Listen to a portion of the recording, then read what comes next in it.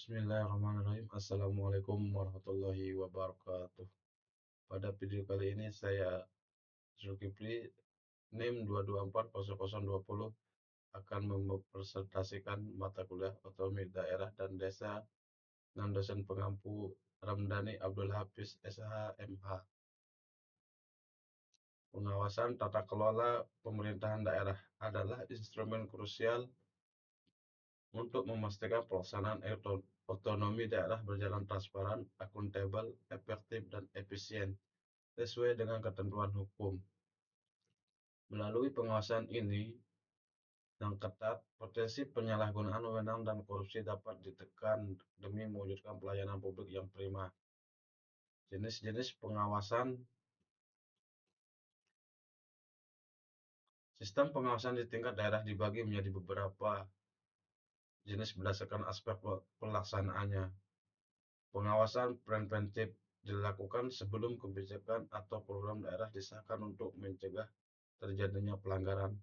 Pengawasan represif dilakukan setelah kebijakan atau anggaran berjalan untuk mengevaluasi dampak dan legalitasnya.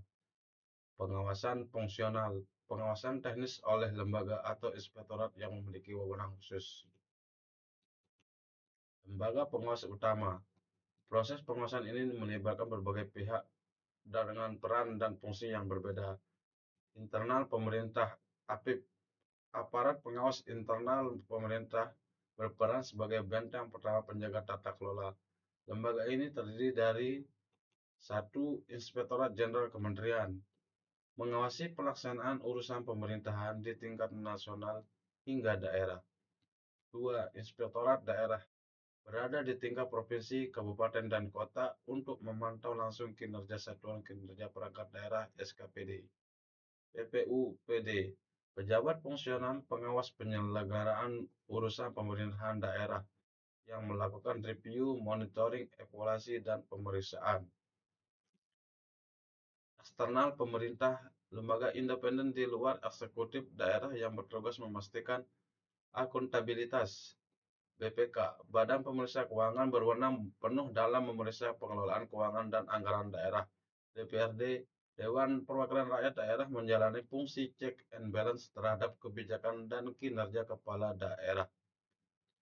Ombudsman, lembaga yang mengawasi kualitas dan standar penyalahgunaan publik dari potensi maladministrasi.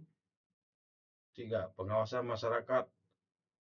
Masyarakat sipil, media massa, dan organisasi non-pemerintah ikut serta dalam mengawal transparansi kebijakan publik dan transparansi anggaran daerah. Fokus objek pengawasan. Pengawasan tata kelola berpusat pada 3 pilar utama. Pertama, produk hukum daerah. Menjamin peraturan daerah tidak bertentangan dengan hukum yang lebih tinggi. 2. Keuangan dan anggaran, memeriksa bahwa APBD digunakan berbasis kinerja dan tepat sasaran. 3. Kinerja pelayanan publik, menilai aktivitas birokrasi dalam melayani kebutuhan dasar warga. Tantangan pengawasan, penerapan tata kelola yang masih menghadapi sejumlah kendala di lapangan. Intervensi politik, tekanan eksternal yang melemahkan independensi lembaga pengawas. Keterbatasan anggaran, minimnya alokasi dana operasional untuk tim inspektorat daerah. Keuangan SDM ahli. Keterbatasan jumlah auditor berkualitas di daerah pelosok. Dinamika otonomi daerah di Provinsi Nusa Tenggara Barat saat ini berfokus pada transformasi tata kelola pemerintahan yang adaptif, reformasi birokrasi, serta optimalisasi sektor pariwisata dan ekonomi kreatif. Berikut ini rangkaian mengenai dinamika dan tantangan otonomi daerah di NTB. Dinamika positif otonomi daerah di NTB, penyederhanaan struktur birokrasi mengacu pada arahan Direktorat Jenderal Otonomi Daerah Mendagri. Pemerintah Provinsi NTB berhasil melakukan efisiensi kelembagaan.